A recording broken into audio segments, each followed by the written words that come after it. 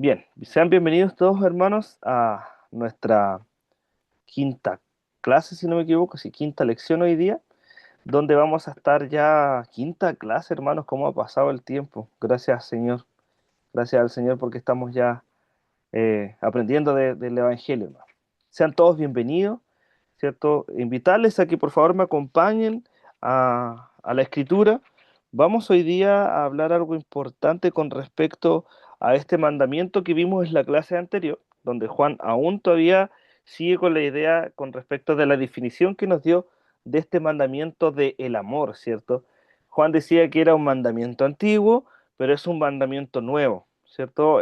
Aquel mandamiento antiguo ahora es nuevo. ¿Por qué? Porque tiene se completa, ¿cierto? Esta definición y se complementa a través del Hijo de Dios, en Cristo, ¿cierto? Cristo nos enseñó a amar de una manera perfecta, ¿cierto? De una manera que es sublime, una manera que nos demanda obediencia, nos demanda responsabilidad, porque a veces en el mundo, en el tiempo en que vivimos, el amor es desechable. Pero Dios nos enseña a través de Cristo que el amor no es desechable, el amor es eterno, el amor permanece, el amor confronta, el amor edifica, el amor sana, construye, hermano, el amor abarca mucho. Y eso es lo importante que Juan nos va a enseñar hoy día, porque nos va a decir ya qué es lo que tenemos que amar correctamente, cómo debemos hacerlo y para qué, ¿cierto? Porque a veces este mundo nos enseña a amar por conveniencia, ¿cierto? De acuerdo a cómo alguien me dé lo que yo necesite, yo a esta persona voy a amar. Pero si esta persona deja de darme lo que yo necesito, lo desecho. Y vemos que el Señor no obra así. El Señor nos ama independientemente de nuestro comportamiento, ¿cierto? Nosotros fallamos al Señor, pecamos ante el Señor, pero su amor permanece para siempre, hermano. Que Dios nos ayude a entender esta verdad. Bien, acompáñeme ahí en el capítulo 2 de Primera de Juan, ¿cierto? Nuestra carta que estamos estudiando, Primera de Juan, ¿cierto? Capítulo 2. Ay, me perdí. Segundo epístola. Ah, acá está. Primera de Juan, ¿cierto? Capítulo 2. Vamos a leer los versos 15 al 17. Como les decía, complementando la idea anterior que Juan nos viene desarrollando con respecto a este nuevo mandamiento que es antiguo, que es el mandamiento de amar a Dios, pero también amar al prójimo, ¿cierto? Esto es lo que dice la palabra del Señor en Primera de Juan, capítulo 2, versos 15 al 17. No améis al mundo, dice el apóstol Juan, ni las cosas que están en el mundo. Si alguno ama al mundo, el amor del Padre no está en él, porque todo lo que hay en el mundo, los deseos de la carne, los deseos de los ojos y la vanagloria de la vida, no proviene del Padre, sino del mundo. Y el mundo, dice Juan, el mundo pasa y sus deseos, pero el que hace la voluntad de Dios permanece para siempre. Entonces, esta clase vamos a ver, ¿cierto?, con respecto a lo que es el amor a Dios, ¿cierto? Pero vamos a entender que el amor a Dios y el amor al mundo, como acabamos de leer, no es compatible, ¿cierto? Entonces, ¿cómo tenemos que hacerlo? Bien, Juan ya más o menos nos dio una introducción, ¿cierto?, con respecto a lo que él define al amor al mundo, ¿cierto? Y cómo es el amor al Padre. Pero vamos a hacer una breve introducción.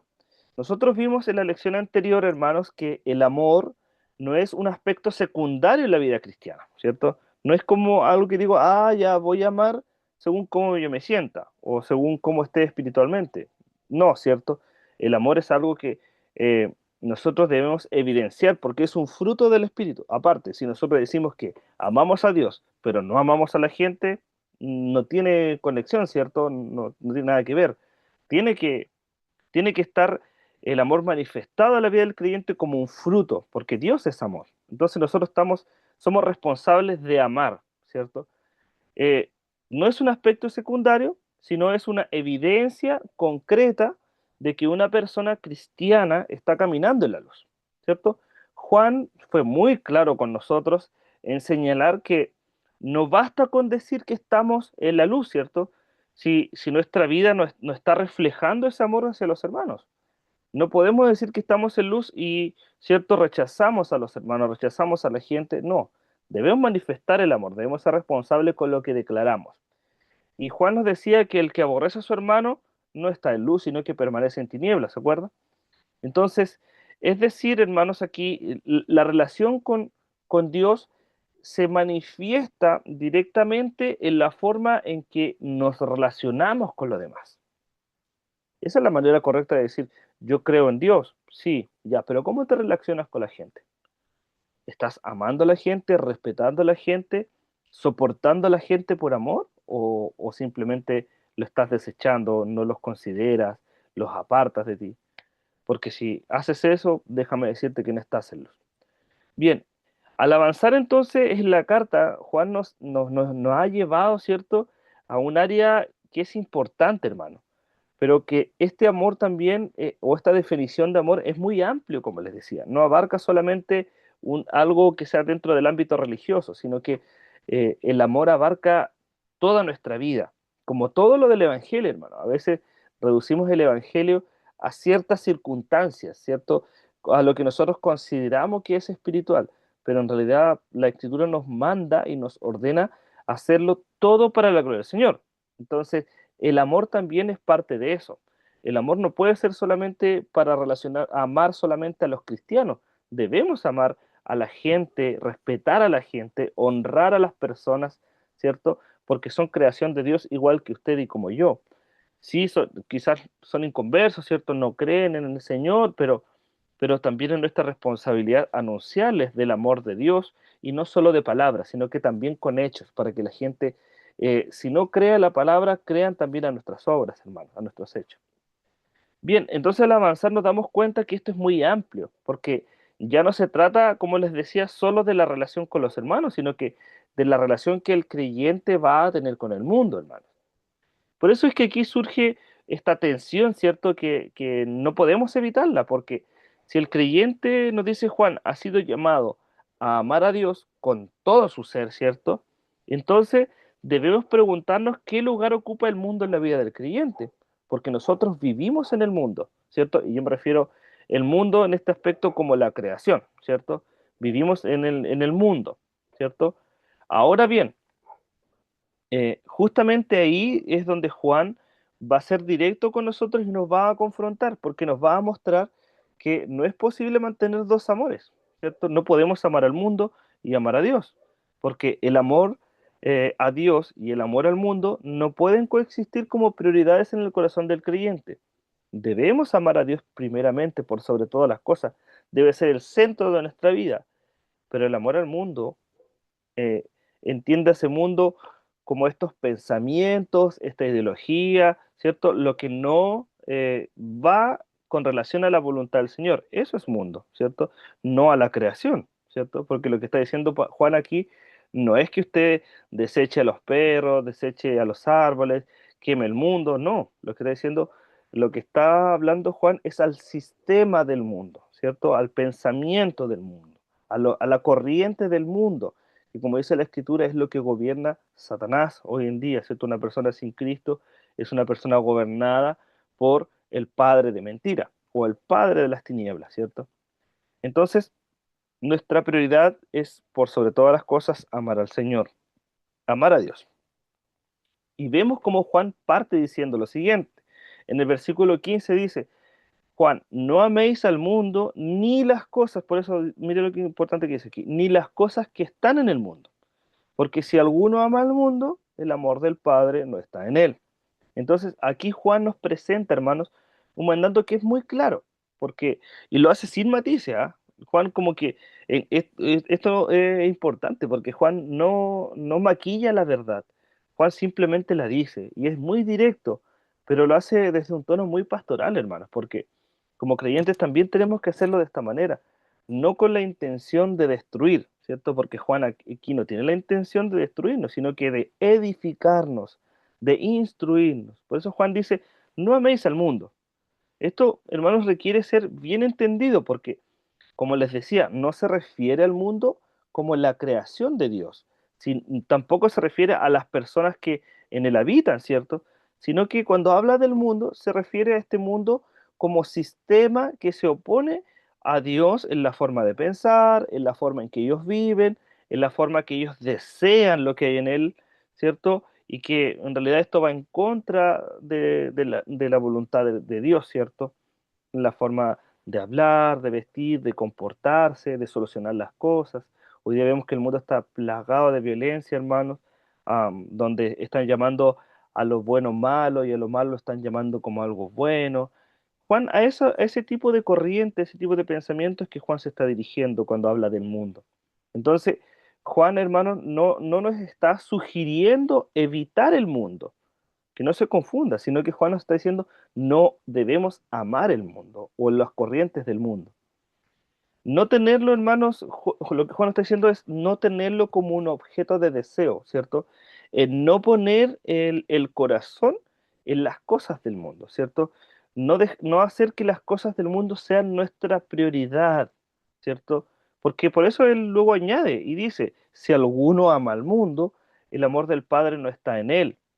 No dice Juan que el amor de Dios se va a debilitar, ni que está en conflicto, sino que Juan dice que cuando uno ama las cosas del mundo, el amor de Dios no está. ¿Se fija? No es que se opaque, no es que se destiña, ¿cierto? Sino que él es corto y preciso nomás. Él dice no está. Es una incompatibilidad total, ¿cierto? Esto significa que nosotros como creyentes no podemos tener dos amores, hermanos, ¿cierto?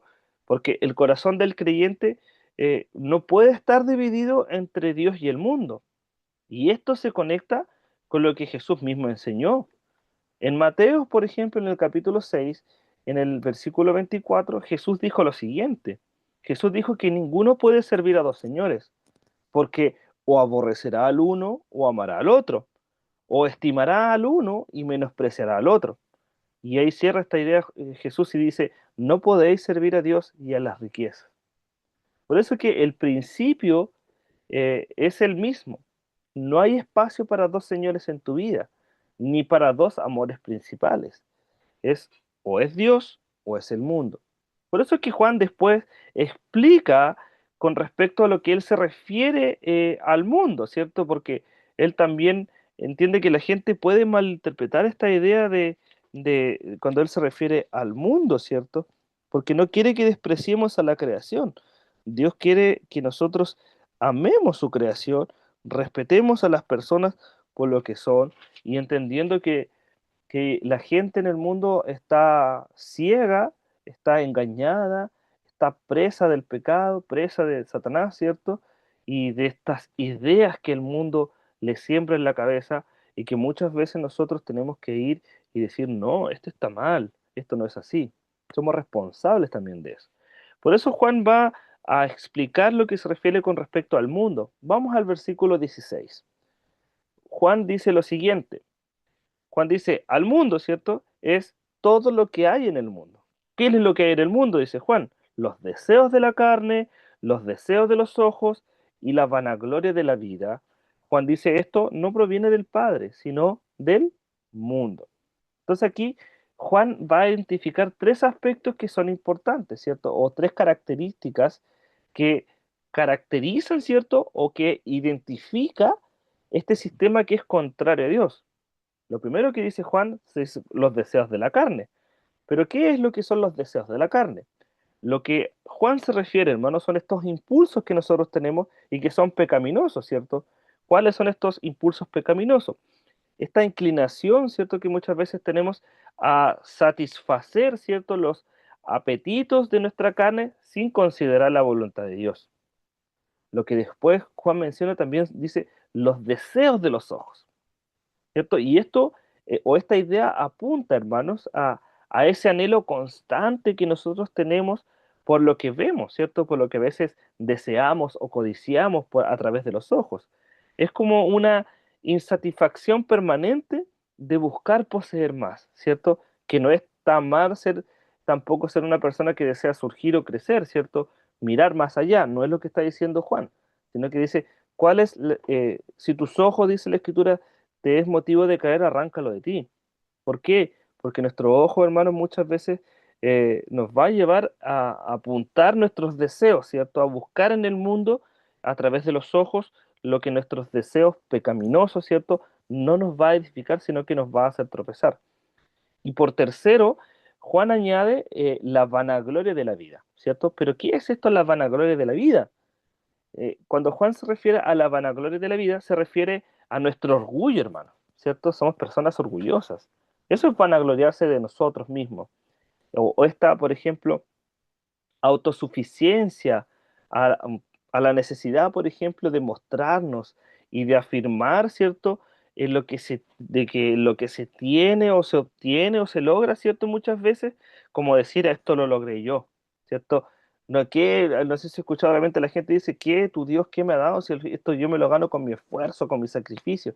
Eso es vanagloriarse de la vida, ¿cierto? Eso es lo que está diciendo Juan. Los creyentes no podemos hablar así porque nosotros entendemos, sabemos a través de la Escritura que todo lo que nosotros tenemos como añadidura, hermanos, viene de Dios. La bendición que Dios nos da en nuestra mesa, en nuestro hogar, hermanos, viene de la providencia de Dios, ¿cierto? Por más que nosotros nos esforcemos y nos sacrifiquemos, hermanos, es Dios que nos da la salud. Es Dios que nos da el trabajo. Nosotros entendemos así por lo menos la vida. Es la persona que está en el mundo o que se deja guiar, ¿cierto?, por la corriente del mundo, la gente del mundo o la que está presa de Satanás muchas veces, ellos dicen, no, si es mi esfuerzo, ¿quién me da tu Dios si no tengo nada que agradecer a Dios, si esto me la gané con mi esfuerzo? Hay creyentes que dicen eso y que Dios nos ayude para siempre ser conscientes, hermanos, que la providencia, nuestra abundancia y todo lo que nosotros poseemos, adquirimos y recibimos es por la gracia de Dios y por el amor manifestado hacia nosotros. Es Dios quien derrama su bendición sobre nosotros, hermano. Algunos, algunas personas se olvidan de agradecer muchas veces de el poder caminar, poder respirar, el poder, no sé, oler, escuchar.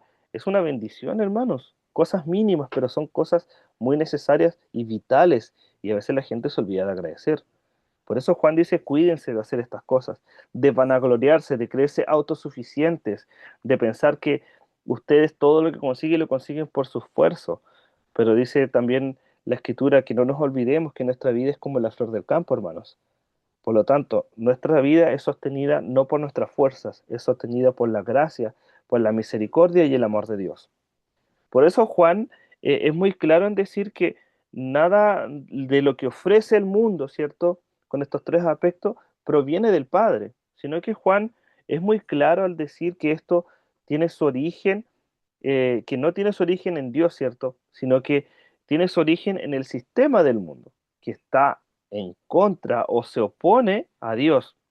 Y esto es importante, hermanos, porque muchas veces estas cosas no se ven como algo malo en sí misma porque se disfraza, ¿cierto? Incluso pueden hasta llegar a parecer normales o aceptables dentro de la cultura actual. Pero Juan, hermanos, nos ayuda a entender o nos ayuda a discernir, ¿cierto? Que detrás de todas estas cosas hay una orientación del corazón que se aleja de Dios, ¿cierto? Porque los deseos de la carne no nos va a llevar a glorificar al Señor en nuestra vida, sino que los deseos de la carne son impulsivos, van en contra de lo que Dios ha decretado en su palabra, los deseos de los ojos, hermanos. Eso, debemos tener cuidado de ser codiciosos. La vanagloria es lo mismo, de enorgullecernos, ¿cierto? De lo que hemos conseguido. A veces nos orgullecemos de nuestro trabajo, nos orgullecemos, Señor, de muchas veces, hermanos, de nuestras carreras, hermanos, y nos olvidamos agradecer de Dios. Por eso Juan nos aconseja, tengamos cuidado, cuidémonos de estos deseos pecaminosos y tengamos eh, cuidado de nuestros impulsos. Por eso que después Juan cierra esta idea en el versículo 17 y dice, mira, ¿sabes qué? El mundo pasa, dice Juan, y sus deseos también pasan. Pero, dice Juan, el que hace la voluntad de Dios es aquel que permanece para siempre. Entonces, aquí Juan presenta el contraste final, ¿cierto? Porque el mundo o los deseos o los placeres del mundo no es permanente. Lo que el mundo nos ofrece, lo que el mundo nos muestra como lindo y nos disfraza como algo placentero, que nos puede dar paz, nos puede dar estabilidad, eso no es permanente, dice Juan. Todo lo que ofrece el mundo es temporal, hermanos. La felicidad del mundo es algo pasajero, hermanos. Es el momento, es la ocasión, eso es pasajero y es limitado, hermanos, porque Nosotros de repente decimos muy vulgarmente, acá decimos, claro, cuando hay plata están los amigos, está la gente, pero cuando estamos mal económicamente, ¿cuántos están? Yo delante en el culto de los hermanos les decía, muchas veces no aprendemos de la escritura porque somos porfiados. ¿Por qué? Porque yo le decía, hermano, tenemos que sembrar porque somos llamados a servir, ¿cierto? Pero ¿cómo servimos a la gente? Llamando, buscándola, estando. ¿Por qué? Porque el día de mañana tú también vas a caer. Y no es que le esté maldiciendo, ¿cierto? Pero aquí todos tenemos bajones espirituales. Va a llegar un momento en que vamos a necesitar que alguien nos aliente, nos ayude, ¿cierto? Por eso debemos sembrar productivamente, permanecer en las cosas de Dios y no buscar ni obrar como el mundo, con lo que lo que el mundo nos ofrece, hermano. Toda la felicidad del mundo es pasajera, las buenas fiestas, las buenas comilonas, hermano, el trago desmedido, la comida desmedida, todo eso, hermano, va a traer una consecuencia futuro. Tengamos mucho cuidado, el mundo actúa así, pero la Escritura nos llama a ser prudentes, a ser sabios, a ser inteligentes, hermano, a cuidar nuestra salud, a cuidar nuestra vida, a cuidar nuestro entorno, hermanos, a ver qué es lo que estamos sembrando a nuestros hijos, qué es lo que estamos sembrando a la gente que nos ve, que somos responsables no solamente delante de Dios, que es nuestra prioridad, sino que somos responsables también delante de la gente. Hermanos, todo lo que digamos, todo lo que hagamos muchas veces va a ser juzgado más que lo que hace el mundo. Nosotros como creyentes somos juzgados el doble, somos perseguidos en el mundo, hermanos. Y eso es algo que yo también delante le comentaba a los hermanos, porque muchas veces creemos que en nosotros no hay persecución, pero dígame, nosotros somos la luz del mundo y la sal de la tierra. Entonces, el mundo no le gusta la luz. Y la sal, hermano, muchas veces la gente cuando la prueba la escupe. Entonces yo le decía, claro, mientras seamos parte del mundo, convivamos con los mismos gustos, con los mismos sazones del mundo, el mundo nos va a querer. Pero si comenzamos a hacer sal, la gente nos va a escupir, hermano. Por eso yo les decía, le comentaba y los desafiaba, le decía, si ¿no será que nosotros estamos siendo más parte del mundo que estar dando más testimonio de Cristo? Porque si hay persecución, hermanos, en nosotros. ¿Cuándo? Cuando comenzamos a hacer la voluntad del Señor. Y eso es lo que está faltando hoy día. Hoy día no hay temor de Dios y estamos adoptando las cosas del mundo. Por eso Juan es súper tajante, hermano, es súper claro, como le decía él, no anda con rodeos, él dice la verdad nomás. Por eso dice, todo lo que el mundo ofrece es pasajero, hermano, es limitado. O aquello que hoy nos parece como atractivo, hermano, deseable, ¿cierto? O importante, sabe que eso se desvanece, eso va a desaparecer, ¿cierto? Todo lo que el mundo ofrece, ¿cierto? Con las corrientes del mundo, en cambio, Juan dice y termina esta idea muy, muy brillante porque dice, el que hace la voluntad de Dios permanece en él para siempre. Y esto se fija que cambia completamente nuestra perspectiva o la perspectiva del creyente, porque lo que hace Juan es llamarnos a vivir no en función de lo temporal, sino que Juan dice, vivan en lo eterno. Buscad primeramente el reino de Dios, ¿se acuerda? Debemos trabajar en lo que a Dios permanece y crece, y no a lo del mundo que es pasajero y muere, hermano. Todo eso no tiene fecha de vencimiento, por decirlo de alguna manera. En cambio, lo de Dios es eterno. Por eso, hermanos, al considerar estos pasajes, hermanos, estas ideas que son tan... Entonces, ahora dimos lectura a 2 versículos, hermano, imagínense. 3 versículos, perdón. Pero son ideas tan, tan muy satisfactorias. Se fija que tienen una profundidad tremenda porque si consideramos este pasaje, hermanos, es necesario examinarnos, ¿cierto? Pero debemos examinarnos con honestidad, porque debemos decirnos, hermanos, preguntarnos dónde está puesto nuestro corazón hoy, porque el amor al mundo, hermanos, no siempre se va a manifestar de una forma evidente, sino que muchas veces va a expresarse con respecto a dónde están nuestras prioridades. El amor al mundo va a evidenciar eso. Si estamos amando el mundo, va a ser nuestra prioridad. Pero si estamos amando a Dios, va a ser nuestra prioridad hacer la voluntad de Dios. ¿Y cuáles son nuestras prioridades? ¿Dónde están nuestros deseos? ¿Cuál es su deseo, hermano? ¿Su deseo es hacer la voluntad del Señor o congraciarse con el mundo? se va a expresar también en nuestras decisiones diarias, hermano, porque poco a poco vamos a ir desplazando a Dios del centro y vamos a comenzar a amar las cosas del mundo, las costumbres del mundo, los hábitos del mundo, y no nos vamos a dar cuenta porque el diablo es muy sigiloso, hermano, es muy astuto.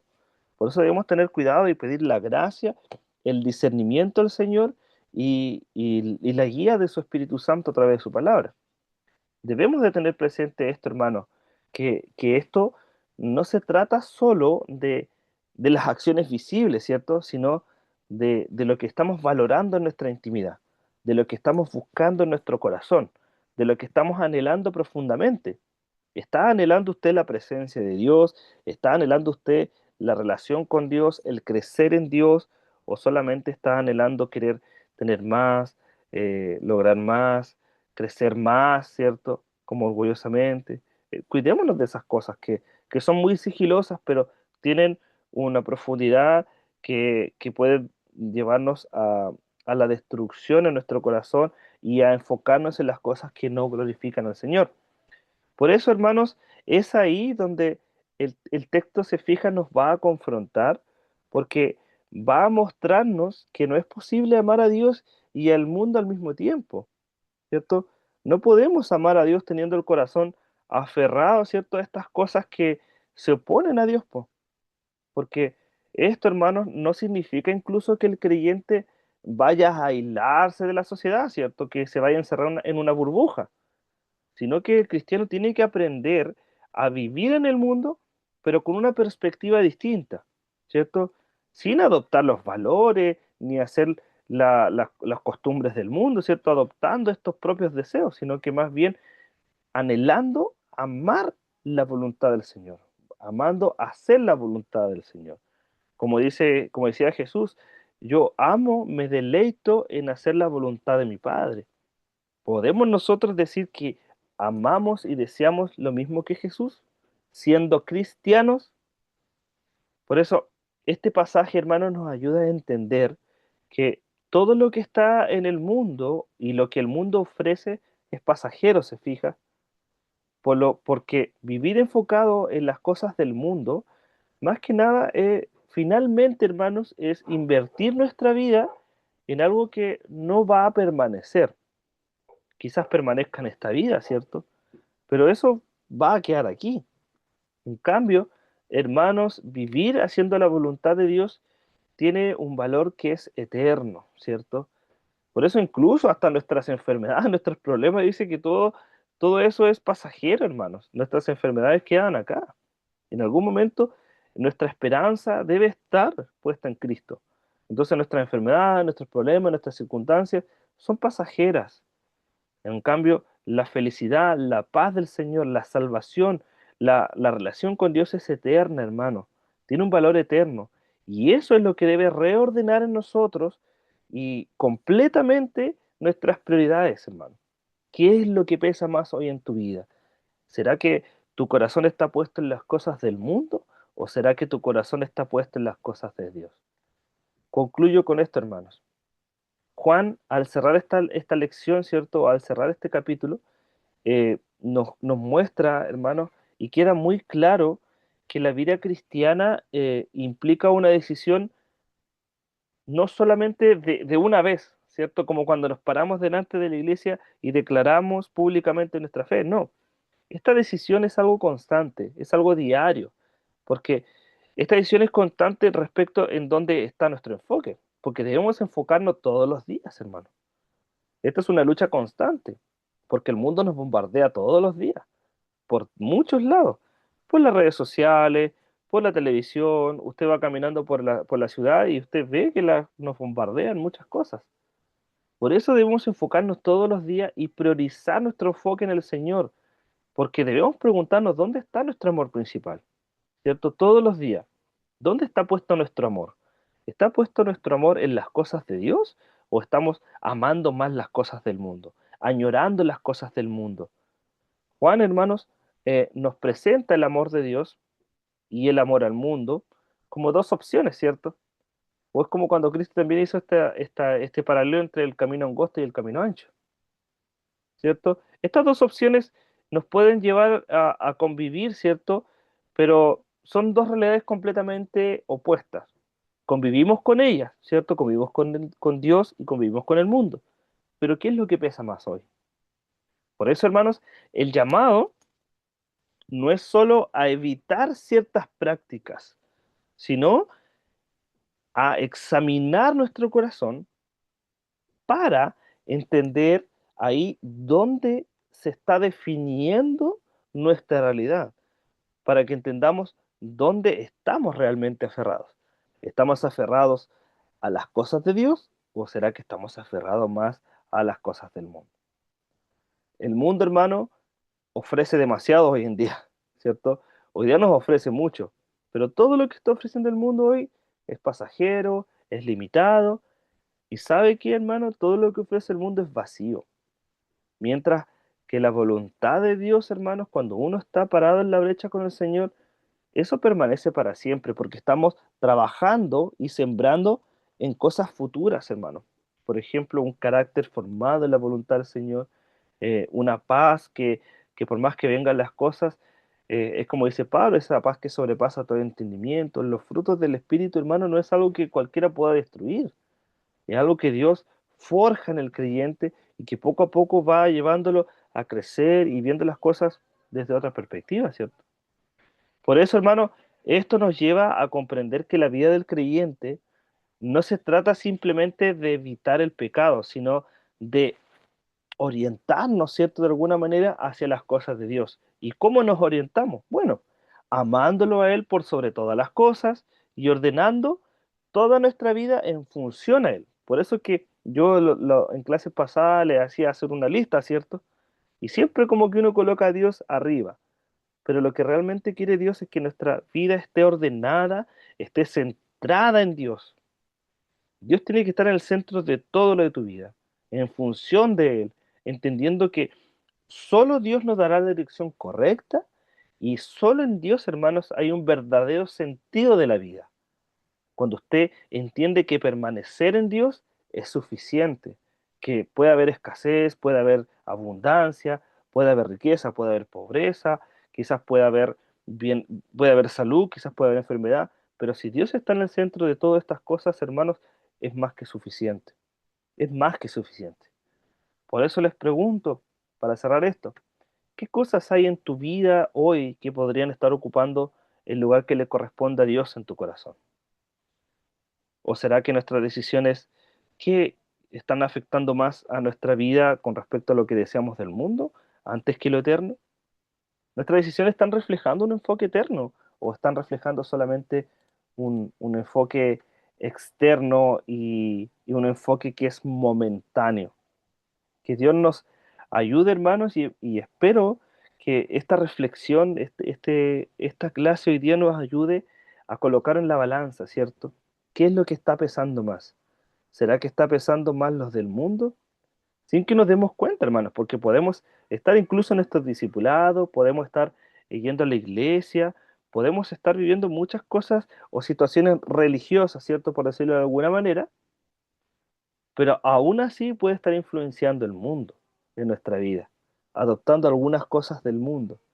Por eso debemos pedirle a Dios el discernimiento, la claridad a través de su Espíritu Santo, para que nos guíe a toda verdad y a toda justicia. Por eso, hermanos, que el Señor les bendiga y espero que nos veamos en la próxima clase.